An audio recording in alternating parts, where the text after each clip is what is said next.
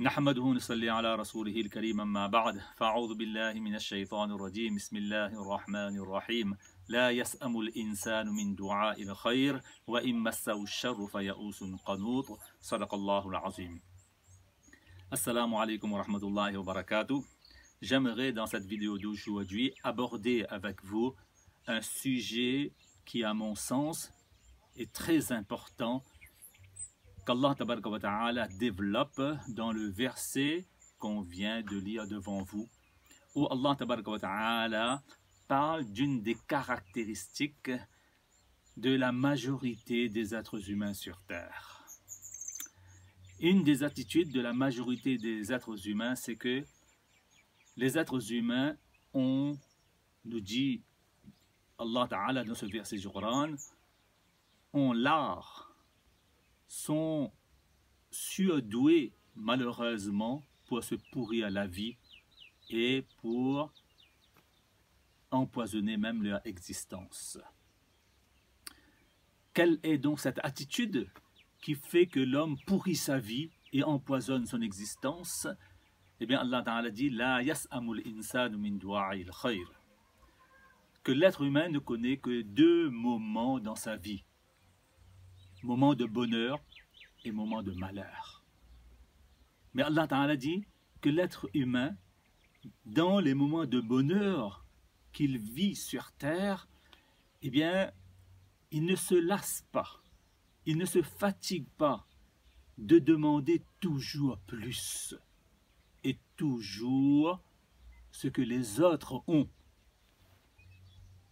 Et c'est ça qui fait qu'il gâche le bonheur qu'il a et il n'apprécie pas ce qu'Allah Ta'ala lui a accordé comme bienfait, comme bonheur ou comme abondance matérielle ou même parfois prospérité spirituelle. Donc demander plus, et dans les moments de bonheur, le fait de dire ce n'est pas assez, je veux beaucoup plus, je veux ce que l'autre il a.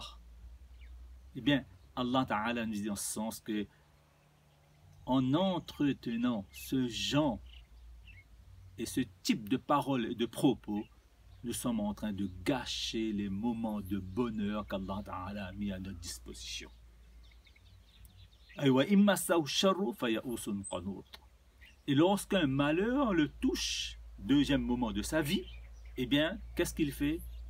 Eh bien, il est désespéré, il est désemparé, c'est-à-dire, dans les moments de malheur, eh bien, il aggrave davantage son malheur, il l'envenime. Il rajoute de la douleur à la douleur, de la souffrance à la souffrance. Ce qui fait qu'il se plaint beaucoup de son malheur, il pense beaucoup, il cogite beaucoup, sans jamais agir pour trouver la solution de son problème et de son malheur.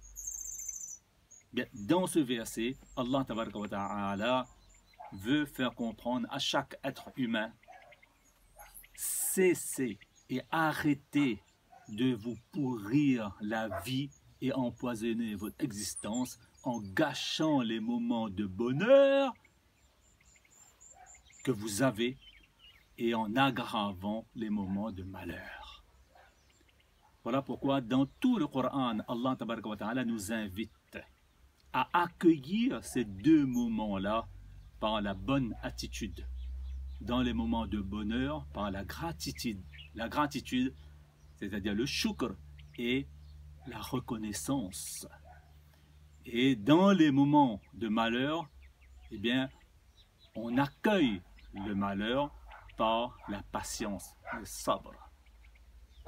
Eh bien, apprenons à bien accueillir ces deux moments de notre vie, le bonheur par la gratitude et le malheur par la patience.